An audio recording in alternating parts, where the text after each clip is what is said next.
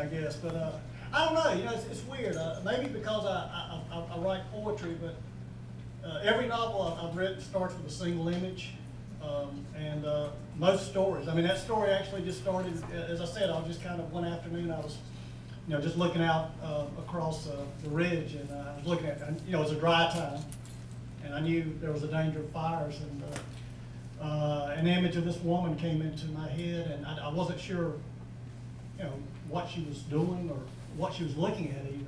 But I knew that, well, I knew she was looking at the woods, and I knew that she was fearing fire. And it just kind of goes from there. And, you know, I don't know where they come from, but I'm just grateful that they do. So are we. Well, good. I'm glad. Yes, sir. Do you have a preference between short stories and novels? You obviously enjoy short stories because you write with incredible depth, you know, in a short story. And I enjoy short stories an awful lot. I really enjoy yours. And, do you have a preference, or what Well, is the difference? yeah, you know, they're different. I mean, it's you know, I write poetry as well, and they're all very different. I mean, writing a novel is kind of like running a marathon. I'd say the short story is 800 meters, and the poetry is a 100-yard dash or 100 meters. But I think the most challenging to do well is short story, because I think the stories I love, stories such as Chekhov and O'Connor, Joyce, are stories that give you everything a poem does, the concision, the language, the intensity of a poem, yet at the same time, they do give you a sense of narrative, a sense of completeness of a novel. I mean, obviously, and characterization, obviously not to the degree, but it's a tough form, and I think there's just no room for error in it. Almost every line, I mean, or not almost, every line has to work, and that's why I admire O'Connor so much. She's able to do that. When you read Flannery O'Connor, you never can find a line that just you can pull out. It'd be like pulling the string off a sweater. You know, the whole thing will unravel. And but yeah, I think that's the most challenging. And I think probably I enjoy writing stories more ultimately. Short stories. Short stories. Do you write a short story first and then develop it into a novel like Serena? Do you come up with a short story that you prepare first and just develop it out? Yeah, sometimes. I mean, I think Pam mentioned that, and I think what she didn't mention was that maybe it's just because I don't have enough ideas. I have to cannibalize my own work to come up with something. But yeah, you know, sometimes, I mean, what happens with that? I'll write a short story and a character will stay with me, and I'll just feel like this character, you know, story, there's more here than a short story. And that happened particularly with The World Made Straight and a story called The Speckled Trout.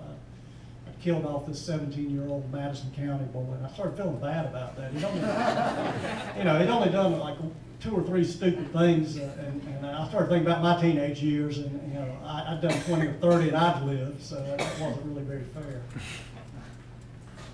What gave you the idea for Serena? You know, that one, once again, it just kind of came as an image. I had an image of a woman on horseback. At that time, I was really worried. I do know that, I think one thing that had been on my mind a lot was at that time, if you remember a few years ago, that was really the time when it looked like the national parks, they were going to start logging in them again. And that really bothered me. And I think, I was already thinking a lot about that, and this woman kind of appeared. I knew she was going to be in that world. I just didn't know at first what her role would be, but I did know that from the beginning she was very dynamic, very strong, and ruthless. And as it started to become clear, I just thought it'd be interesting to see a woman, particularly in the most masculine of works, you know, working conditions, to control that.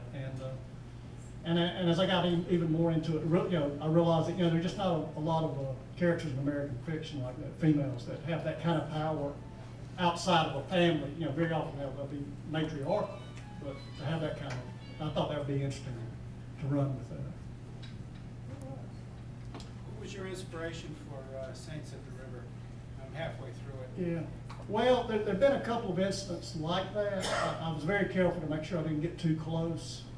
I didn't want to, you know, that would not have been right. But what I did do was,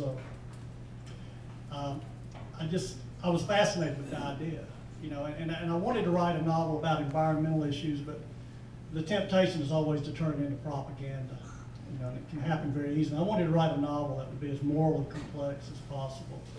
So, and where the reader would be constantly kind of having to shift.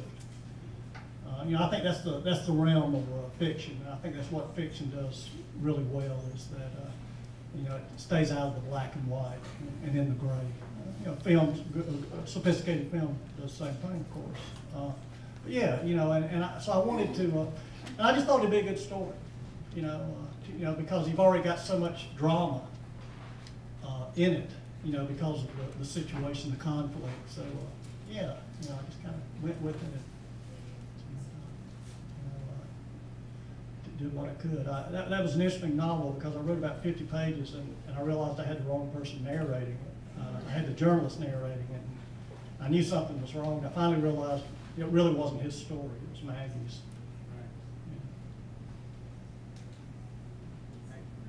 I've heard Serena's gonna be made into a movie, is that accurate? Well, I don't know. I mean, I stay out of that. I'm a fiction writer. I know my place. But yeah, I mean, yeah, obviously there's been some interest in screenplays being written, but I don't know. You know, we'll see. But you know, my job is to, you know, on the page. No, I didn't want to read it. I mean, you know, I feel like those things are so, you know, this is a different art form.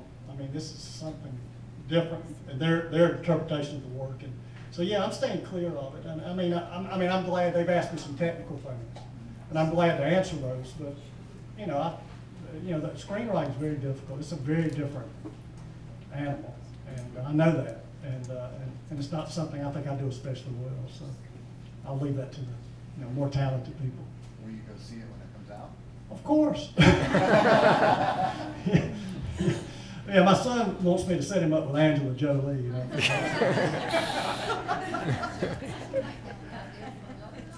Yeah. When you write, do you do your drafts by hand, or do you work on a word processor, or what? When I did my little writing, the technology got in my way, and I had to write by hand. Yeah. Sometimes, yeah. I usually start off when I first start writing. First draft, I usually go by hand with a pencil, and I'm sure that's just from growing up. And whenever I get stuck, I'll always go back to pencil and pad. If there's a paragraph that isn't working, I'll write it out in pencil. I think there's a danger for me sometimes. I don't know if it's true of other people, but it looks too good on a computer screen. I mean, it actually looks, you know, it's not, you know, all that. I need all that. You know, I need to be reminded how bad it is. Yeah. But as I get deeper into the drafts, you know, I spend more time on the word processor. Yeah. Anything else?